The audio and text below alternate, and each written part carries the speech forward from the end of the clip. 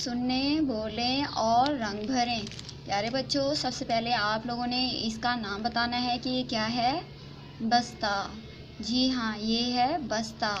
ये बतख। बस्ता, बतख। बस्ता किससे बनता है? ब से।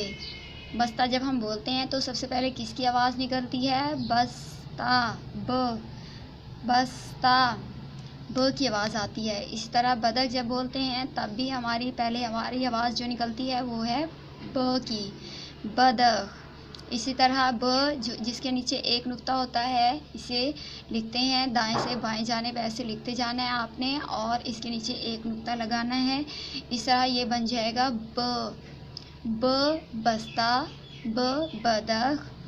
इस तरह प्यारे बच्चों यहाँ पर लिखा हुआ है और आपने इसे पहले फिंगर के साथ ट्रेस करना है, फिर इसमें कलर करना है और इसे भी ऐसे ही करना है। दोनों में कलर्स करने हैं और बतख में भी कलर करना है और इसको अच्छे तरीके से याद कर लेना है और ब की पहचान भी करनी है।